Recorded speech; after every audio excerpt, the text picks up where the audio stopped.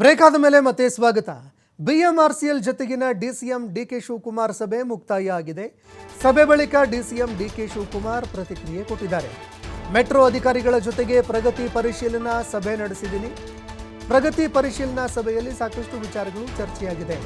Traffic ಕಡಿಮೆ ಮಾಡಬೇಕು, ಬೆಂಗಳೂರಿನಲ್ಲಿ ಮೆಟ್ರೋ ಜಾಸ್ತಿ ಮಾಡಬೇಕು.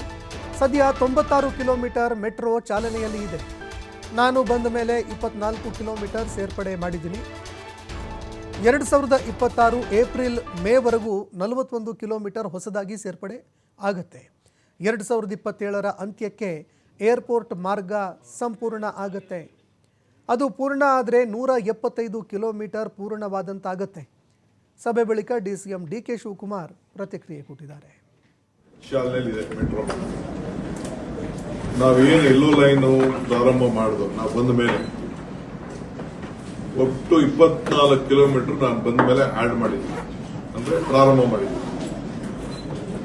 1 ಲಕ್ಷ ಜನ ದಿನಕ್ಕೆ ಆ ಎಲೆಕ್ಟ್ರಾನಿಕ್ ಸಿಟಿ ಆ ಲೈನ್ ಅಲ್ಲಿ ಪ್ರಯಾಣ ಮಾಡ್ತಾ ಇದ್ದಾರೆ.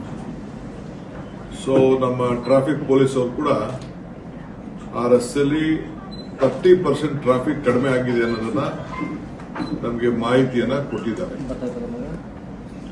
ಈಗ ನೆಕ್ಸ್ಟ್ ಮೇ ಡಿಸೆಂಬರ್ ಮಧ್ಯದಲ್ಲಿ ಎಲಿವೇಟೆಡ್ ಅಂಡರ್ಗ್ರೌಂಡ್ ಇವೆಲ್ಲ ಸೇರಿ ಡಿಸೆಂಬರ್ ವರೆಗೂ ನೆಕ್ಸ್ಟ್ 41 ಕಿಲೋಮೀಟರ್ ಆಡ್ ಮಾಡ್ತಾ ಇದ್ದೀವಿ. ಯಾವ್ದಾವ್ದು ಆಡ್ ಮಾಡ್ತಾ ಇದೀವಿ ನಿಮ್ಗೆ ಮಾಹಿತಿನ ನಾನು ನಿಮ್ಗೆ ವಾಟ್ಸಪ್ ಅಲ್ಲಿ ನಿಮ್ಗೆಲ್ಲರೂ ಕೂಡ ನಾನು ತಿಳಿಸ್ತೇನೆ. 41 ಕಿಲೋಮೀಟರ್ ಆಡ್ ಮಾಡ್ತೀವಿ.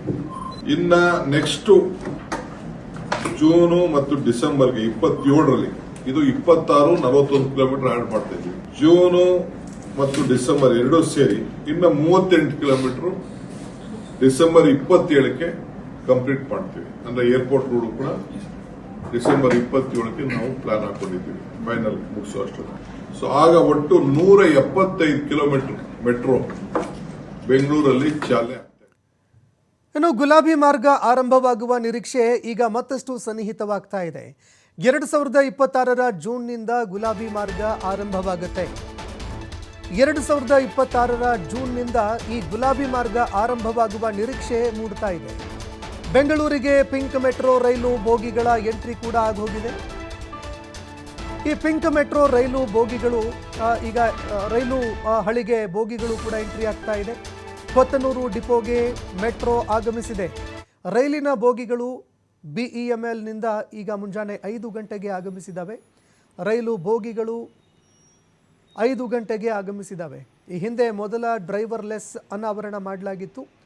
ಅಂದರೆ ಈ ಹಿಂದೆನೇ ಡ್ರೈವರೇ ಇಲ್ಲದಂತಹ ಒಂದು ಮೆಟ್ರೋ ಎಂಜಿನ್ ಅನಾವರಣ ಮಾಡಲಾಗಿತ್ತು. ಗುಲಾಬಿ ಮಾರ್ಗದಲ್ಲಿ ಡ್ರೈವರ್ ಇಲ್ಲದಂತಹ ರೈಲು ಅನಾವರಣವಾಗಿತ್ತು. ಕಾಳೇನ ಅಗ್ರಹಾರದಿಂದ ನಾಗವಾರದವರೆಗೆ ಈ ಪಿಂಕ್ ಮೆಟ್ರೋ ಇರುತ್ತೆ.